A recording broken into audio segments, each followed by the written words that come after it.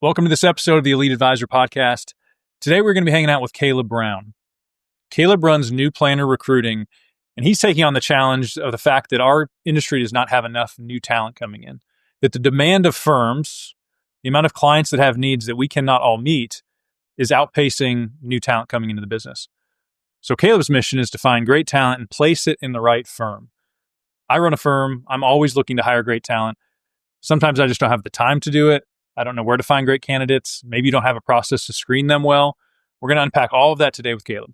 Let's jump in. Caleb, welcome to the podcast. Hey, glad to be here. Thanks for having me. You bet. Yeah, we were hanging out the other day, and I was like, we need to unpack this topic deeper and let other people listen in on it. Because I know from my practice, talent and recruiting, you can only go so far until you hit a wall where you're like, I can't do it on my own. And you founded, co-founded with Michael Kitsis, New Planner Recruiting. Like, this is your space. So I'm looking forward to you coaching us all up. Sounds great. Let's do it. All right. Well, give me some background.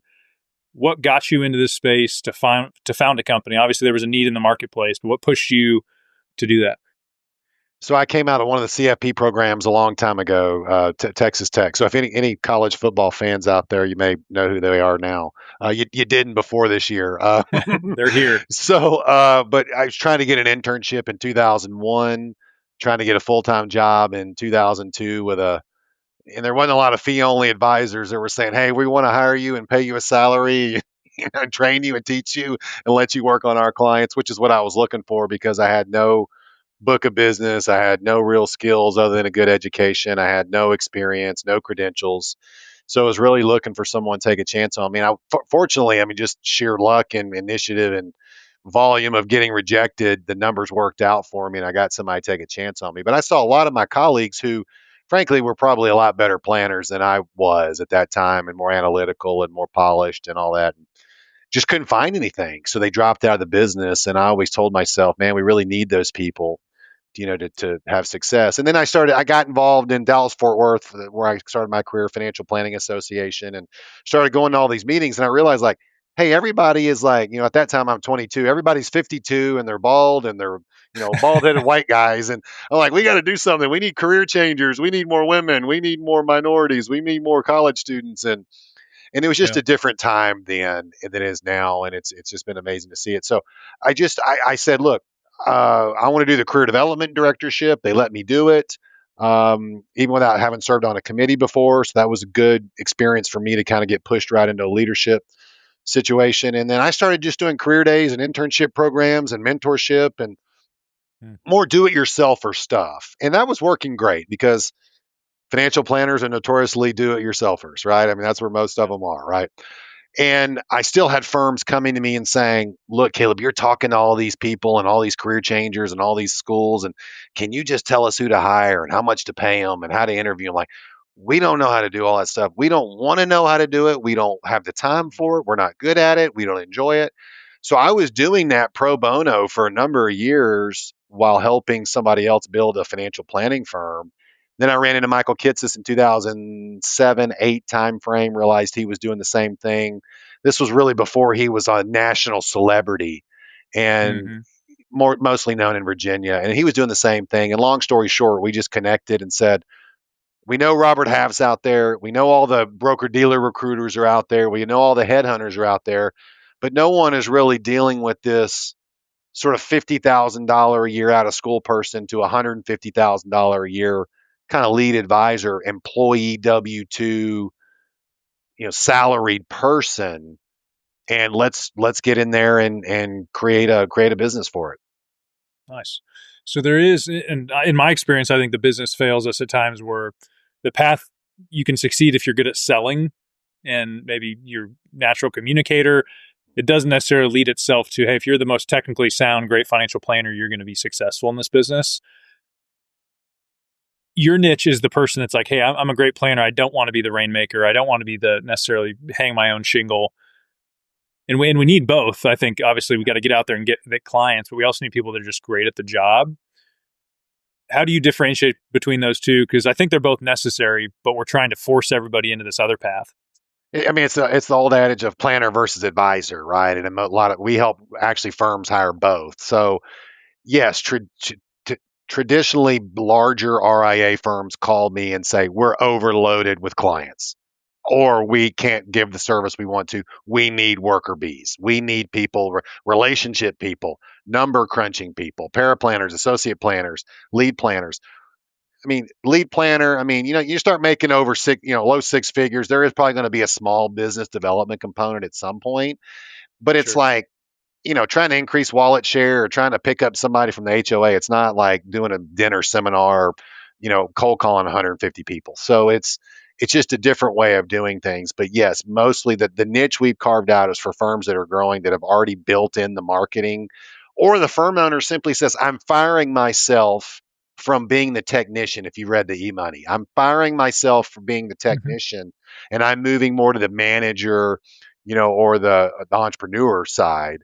And, Sure. because sometimes these firms call me and they got, 300 clients and they got, they're running the business. I'm like, something's falling through the cracks. You don't service 300 clients and bring in business and run the business. Something is not getting done. And it's like, yeah, it's usually the business development component or just the client service. So just, I mean, just trying to figure out what the client, a lot of the people we deal with, they don't have the confidence. They're going to be great advisors at some point, but they've either changed careers or they're early on in or they're out of school, out of CFP program, and they just haven't been exposed to it. And they're lacking confidence, but 3 or 4 years in a good firm with a good mentor, and then they'll end up developing into a great advisor, can bring in business, whatever it is. So, Mm. and I've seen it on both sides. Somebody that said, Caleb, I'm awesome. I'm going to go out and get whales and do this. And they go out there and fall on their face. I'm like, maybe I should be a planner for a few years and kind of learn the nuts and bolts. And I'm a big believer in everybody learning the cornerstone. So starting out learning the paperwork, learning the processes and procedures, whatever level you're in. Then I've had the other side where I've had clients say, Caleb, look, I get really nervous. I had an internship. They had a $5 million client. My forehead was sweating. My palms were sweating. I couldn't deal with this. And then we put them in a firm, and like 3 or 4 years later, they're like bringing in business just because we got them in the right. I mean, if you watch pro sports, it's the same thing. You got this great quarterback that they drafted that doesn't do well the first couple of years because they're in a where the crappy team and their coach is getting fired and turned over. It's same thing that the similarities in the recruiting talent business are it's crazy. Do you see that most advisors recognize they need to hire people, or do they kind of wait until it's like the things are falling apart around them? What's kind of the mix of people you're interacting with? Do they try to put it off as long as possible? Yes, because they don't. I mean, we procrastinate on things we don't like, right? So just like anybody here watching this video had a client ever procrastinate stuff? Like, no, never. So they wait till they're overloaded, overwhelmed usually, and I mean, again, financial planner, they shouldn't be doing that, right? They should be, well ahead of this. But I mean, frankly, look, it's hard for some of these smaller. I mean, look, Vanguard, Fidelity, Schwab, they know exactly how many people they need in Phoenix and Boston in 2028. Sure. Your $500 million RIA or what 100 million, like that's got three, like they don't really know. I mean, it's a little harder to plan. It's like, well, we don't know what our client flow is going to be, so it's a little harder. So I don't want to knock them too hard, but trying to. I think it was either Mark Tibersion or Jeff Pierce or one of these guys a long time ago had said, "Look, if you're at 70 or 80% capacity and you're growing, like you're bringing on new clients every month, that's when you should start the hiring process." Yeah, that's good. So practically, so for everybody listening, if some people are listening, like I'm all for the hiring, I just don't know where to start. Some are, I think there's that voice in my head that I know I should hire, I just am hesitant to do it. I'm sure you've interacted with the spectrum of advisors, so if we can kind of start talking to each one of them, for the advisor that doesn't think they need to hire, what would you say to them? Well, I mean, if you're happy with a lifestyle practice where you're, either telling the clients don't call for 2 weeks when I'm at Zion National Park or on the beach, or you're taking calls when the kids are in their open and present, like that's fine. That's great. I mean, that's what you're signed up for. And there's a lot Hmm. of people out there that have a great lifestyle business. And I mean, couple, 100 client, you bill $1 million and your expense, you don't have any expenses. I mean, that's a pretty good living. And that's why a lot of Hmm. people, you see that a lot in the NAPFA or the sole practice, high margin practice. Kitsis talks about this. I mean, that's fine. But if you want to grow, add more clients, have a bigger impact. Not necessarily for the financial impact, but there are, some financial benefits in terms of developing other advisors. So you're not the only person. You can take a vacation. You can focus on other things, whether it's in, investments or doing something else. Setting up another business because a lot of your entrepreneurs. This just gives you Mhm. more flexibility. But I think most of your lists like, hey, I want an exit plan. Well, your business isn't worth very much if it's your business is you. It's worth a lot more if you're not there and it continues to grow and build. And I'm trying to remember who it was. One of these coaches out there said, "You have a self." Maybe it was Dan Sullivan. So don't quote me, but I think it was him. Um, Mhm. if you can if you can work if you only work like 4 or 5 days a quarter in your business and it grows, you have a self managed company. And I think very Mhm. few firm owners could say that. If they're not Oh yeah, there every day, the business is going to be in trouble. yeah. I look back at my career when it was. I think I was okay just being a salesperson, growing my book, and I think the first hire I had to have was I need somebody to help with the paperwork because that was just overwhelming. And I think there's a place where you can get at that stage where your personal income's comfortable. You do have to have your laptop with you a lot. Like it's still you are the bottleneck to some degree. But until I realized like I'm just creating a really hard job for myself.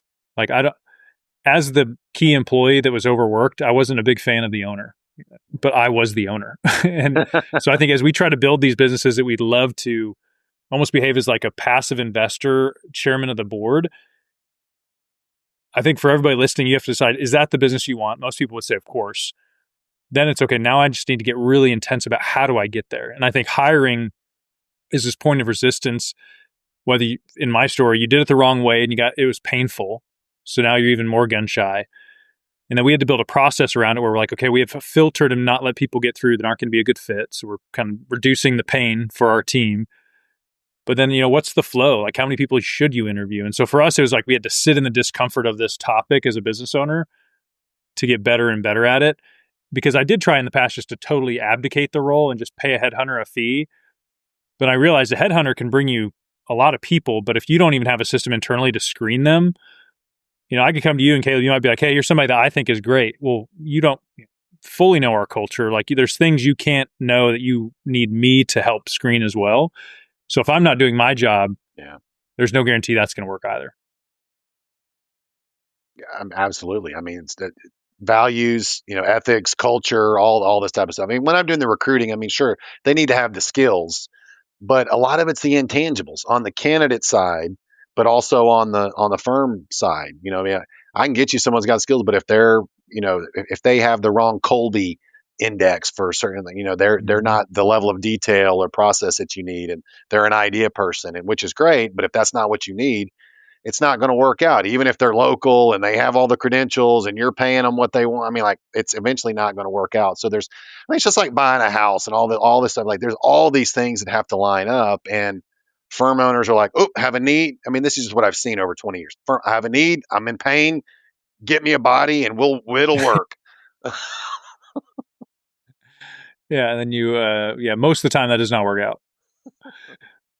I wonder as you think about the process. So I think for everybody listening, you probably need to hire somebody now, whether you know it or not. I do think that getting to 80% before, like always knowing who the next hire is, I think is just a healthy entrepreneurial framework to operate within. What I ran into is servicing people are great, but there are things that servicing people can't do. I don't need a bunch of rainmakers like myself. I do find like this role that it's not necessarily a high dollar role, but it can have high impact is this paraplanner technical person that can enter the practice and help me with data input, help me with meeting prep. Like I've seen a really high return off getting a good person in this seat. Yeah. What are your thoughts on this role compared to other things that people could be hiring for? Yeah, I mean, a lot of it is. I mean, here's what I tell, especially the smaller firms: if you're limited by budgetary constraints, and let's just give a number to it, like you have $70,000 you can spend or whatever. Like, try to get the most bang for your buck. I mean, could you go out and hire a $70,000 executive assistant? Yeah, absolutely. Will they free up your calendar and do a bunch of stuff? And you were just kind of alluding to this. Yeah, they will. And then, will that help? Can you grow? Sure. But if the client calls in and says, "Hey, are we in this emerging markets fund?" Like they're or yes, we are. Like, why are we in this? They're not going to be able to help with that, right? So find somebody in this paraplanner role that's got some sort of cornerstone, maybe they've got some sort of industry training, and the ceiling for them, I mean, the elevator can keep going up, whereas the EA is Mhm. probably maxed out, right? So can talk to them about basic investing philosophy, can explain the firm's strategy, can talk to them about their plan if they call up their accounts, or can make a trade if they need to. I mean, that's where for it's almost like in a portfolio go from one stock to two stocks, right? It's like, whoa, here we go. This is great. That's So right.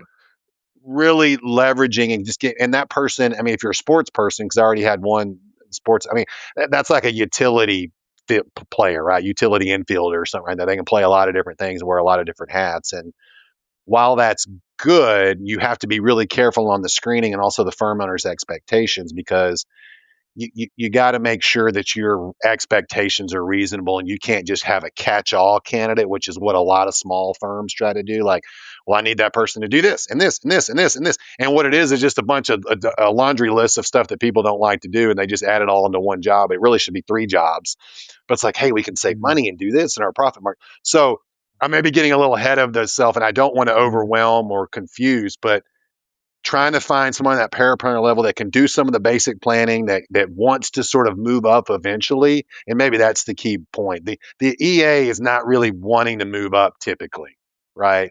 And this is something that I've Michael Kitces and other I've debated, like paraplanner. I don't necessarily agree with the term. I mean, it's kind of industry standard now, because your paramed usually doesn't ever become a doctor. Your paralegal doesn't usually become an attorney. Mhm.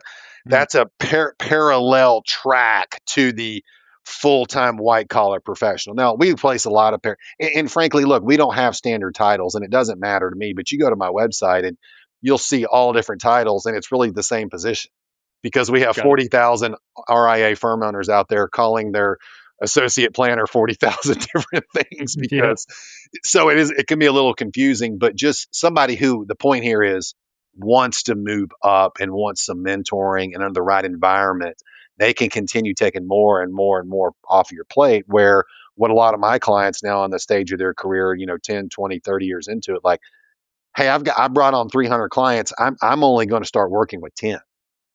I've Wow. got to have that team here. Someone else has to work with all these other ones. I'm not doing it, That's right. because that's the way I want my life to look. Remember when I had was on podcast with Kitsis? I don't know if this was 6 months ago or so, but where he was talking about how when he used to add clients, he would get rid of clients, and he was Right. like a one for one, or even said even bolder is like every time you get a client, you get rid of two. Which I think when he said that, I'm sure everybody listening kind of freaked out, like because it is a shocking approach based on what the industry would tell us to do. For him to get over it, he had to go interview other advisors to refer them to. Yeah. It's either that, maybe sell off a portion if you want, or can you maintain the culture and kind of keep servicing these people within your umbrella? For me, I found in business, there's things I want to do and I would dream to do, like an outcome I want, but the people, enough quality, hardworking people is usually the thing standing between me and wanting to do it, because I'm running out of time. So it's like I can do these four things really well, but number five, six, seven, like are not possible at a high quality unless I have help from other people. And when I read that book, Who Not How, I mean, that was kind of the question should never be how can Caleb or Sten do more stuff? It's like, who can help us do this thing really well? Do you find that there's more of a demand in our market for talent, or there's more talent than there are jobs? What's that balance look like right now? I would say, and again, I have a different seat, but there's more demand. I mean, there's a lot. I mean, it's kind of a tricky question, but there's more demand. I mean, we probably have between 250 and 300 firms that reach out to us every year for recruiting. Now, we also have a lot of candidates that call and want to get into business. The problem is, a lot of those firms won't consider some of these candidates that are reaching out to us, just because a lot of times they want someone with what a lot of firms want is like, hey, I want someone doing the exact same job at someone else. I want you to go steal them, and I would like to pay them the same amount of money, which Yeah. doesn't work too well. Unless there's an acquisition, the culture changes. I mean, we can recruit some of those people, but that's not really what we like to do. There's other headhunters and stuff that can do that.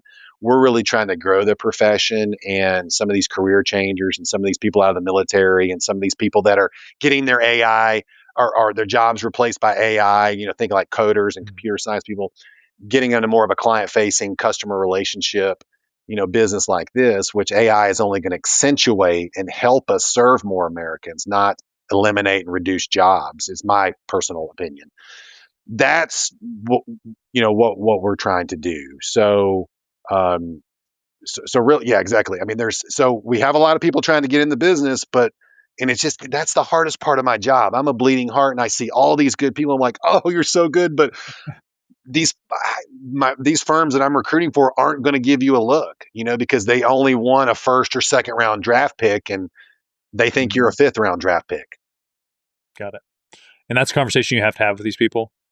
On the expectations, like, look, I mean, on the candidate side too, here's some things you can do, but there's a lot of times where I lay out exactly like here, and the candidate does that, and sometimes they just cannot get hired. So what I tell them is like, Yeah. because I'm only working with the independent RIA channel, like, look, it's okay to maybe go start in I mean, again, back to the sports, like, it's okay to go red shirt for a year. Go red shirt at an asset manager or a wirehouse or an insurance company.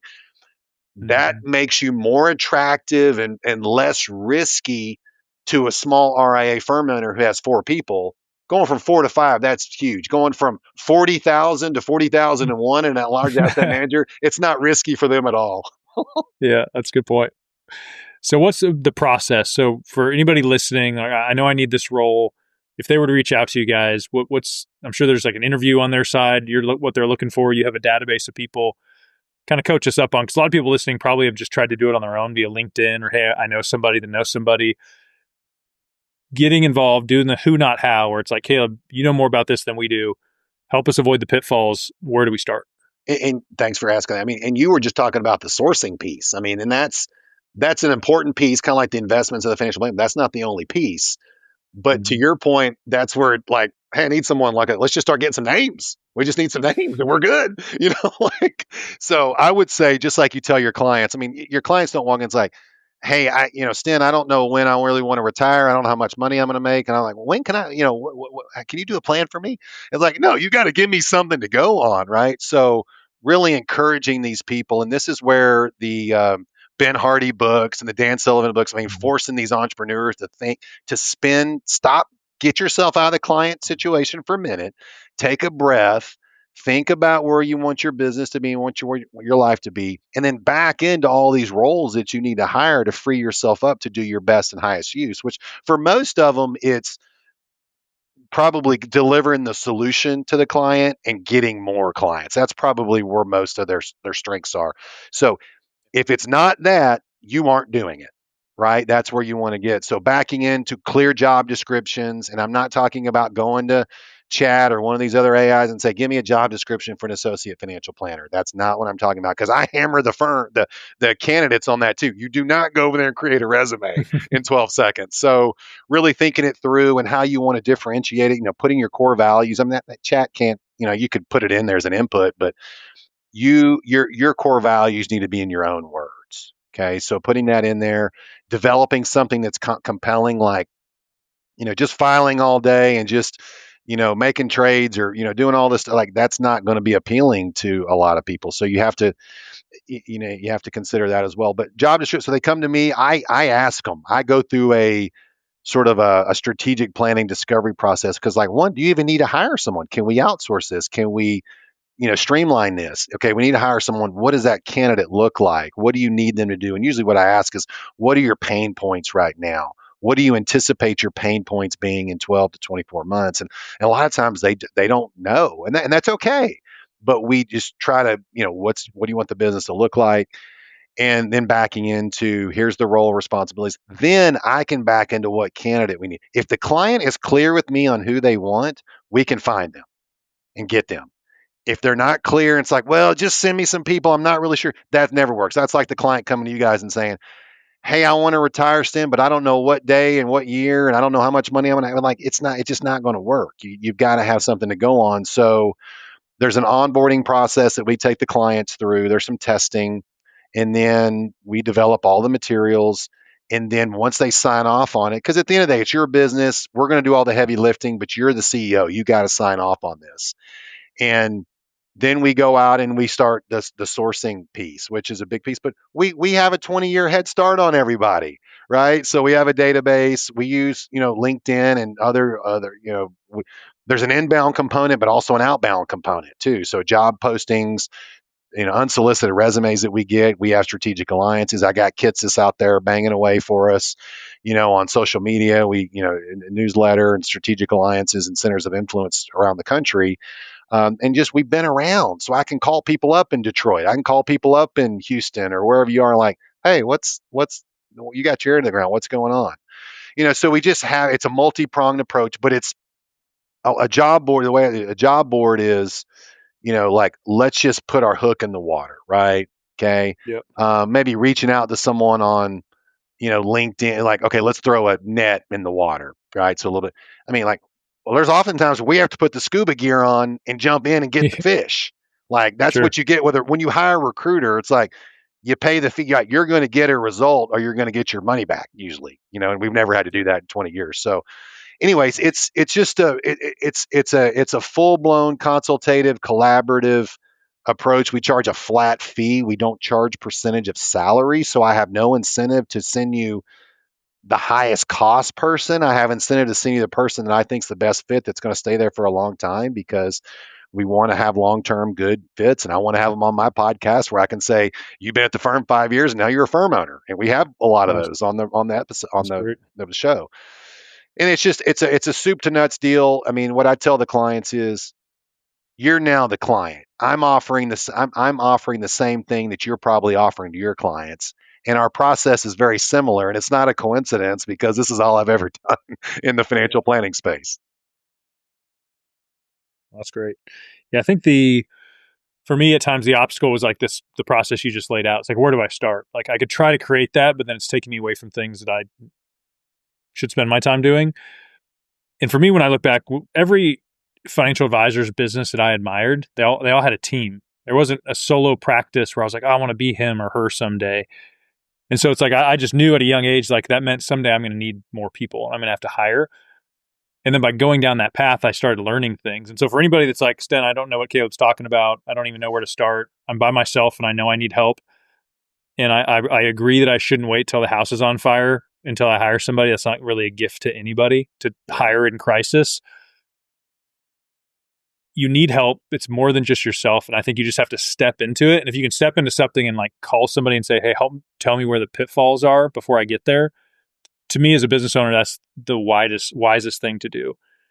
I think you can be gritty and you can just say, I'm just going to go figure this out the hard way. I'm going to hire a bunch of people the wrong way and go through a bunch of people.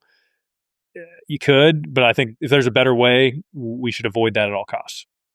It's a time intensive process and the stakes are pretty high if you're a small firm. And you got a couple hundred people, like, look, I already made the example of the asset manager, but the stakes are really high, Mm-hmm. especially if you're going to introduce these people to your clients. So you want to try to, I mean, I wish I could sit here and say, yeah, you call a recruiter and you're never going to have any trouble. But it's like client, like you can't tell the client, like, we'll come up with a well diversified portfolio for you and diversify out all the risk. Like, you just can't do that, right? There's always going to be risk in this. But I didn't even touch on the screening process that I mean, you said it, saying like this is not a good use of firm owners' time, no matter what size of their firm, because it's just these are lower per dollar hour tasks than they should be dealing with this. So, calling a mentor, calling someone in their study group, I'm happy to have a call with someone and try to point them in the right direction, or email if they need to. If you want to share my info. But the second part, the sourcing can take a lot of time. But then what do you do once you have somebody? How do you really know this person's really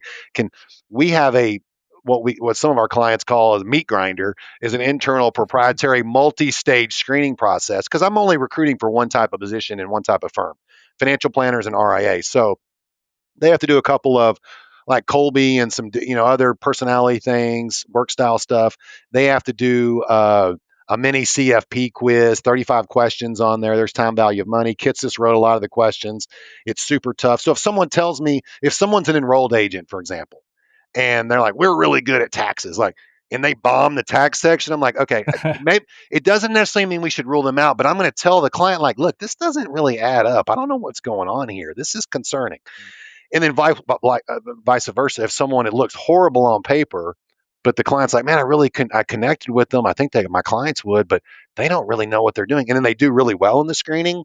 So Mhm. many CFP, some work style acceptance, they have to do whatever software program, and the ones we use, Right Capital, eMoney, and Money Guide Pro. We have them do a case study, so they have to enter some data, they have to generate some reports, they have to answer some questions that the client. I mean, look, it's a little. I mean, we have a lot of different case studies, but it's a standard case study. It's a little $5 million client is one of them. Just, will the candidate do this? Did they get that? We intentionally left some stuff out. We made some stuff not clear, because if that's where you're testing sort of the intangibles, right? Like, oh, hey, I noticed you put, oh, you got an inheritance. Do they say, oh, we're sorry for your loss? Or they just say, well, you should take this money and invest it? I mean, like, Yeah. little things like this matter. And for someone who's running a firm, like, that inherently, but like that falls through the cracks, stuff like that. Yeah. Yeah. And if you're hiring once every year or two, it would be foolish to create a in-depth hiring screening process. That's right. Again, you could, and there's people out there, I know advisors that would love to get into that, but I think it's a form of resistance that distracts us from doing the thing we know we should be doing.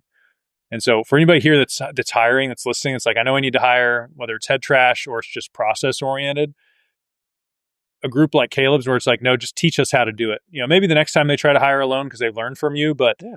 going in alone with no system and hoping it's going to work out, from firsthand experience, I'm going to tell you the cost of a bad hire can devastate culture in a matter of months.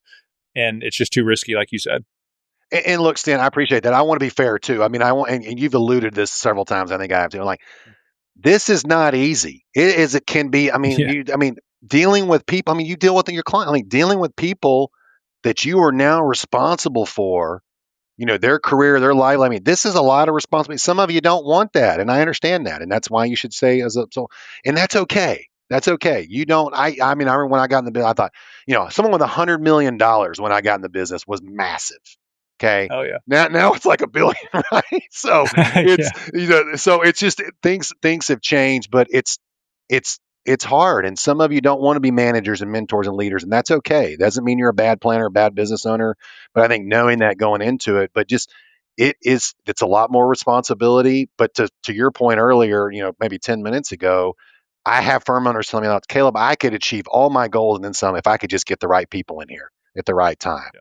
It's a systemic and a lot of times those right people, they already have their own firms, right? So it's like, how are we going to get those people? They're not available. And that's where it comes down to, at least what we've had a lot of success doing is finding people in some of these other channels, or maybe lesser tier, lesser culture firms, getting them out of there, getting them in the better situations where somebody has something to work with and they can mold the clay into what they're wanting. But other firms, certainly, it's like, nope, I just want to I'll get that person. Just, I want to get into bidding more. And, I mean, that can work, but it also has downsides as well, because if someone's going to jump for 10 grand, guess what? In 2 years, they're going to do it again. So there's a lot of information on my website that's free, available on all this stuff. We put out a newsletter every month, so you can scan through that, and process and stuff. But we're, much like sort of the Kitsis culture and the Kitsis business portfolio, like we can't help everybody, even if we wanted to, just be the sheer number of firms that contact us. So that's why we try to put this out there, because if one of our articles can help someone not make $100,000 mistake, Yep. we're helping the profession, and that's what we're trying to do. Yeah. I appreciate that. Caleb, thanks, brother. Hopefully for everybody listening, this triggered you in some way, whether it's affirming, hey, I need to stay the size I am, or if it's like, no, the voice in my head is saying I need help is right. I just don't know where to start. Reach out to Caleb. Obviously, we'll keep kicking out content about hiring. It's something I'm going through actively in my practice now. To your point, it's not easy. I don't think it ever gets easy, but it can get less hard as you practice. Appreciate you, brother. Thanks for having me.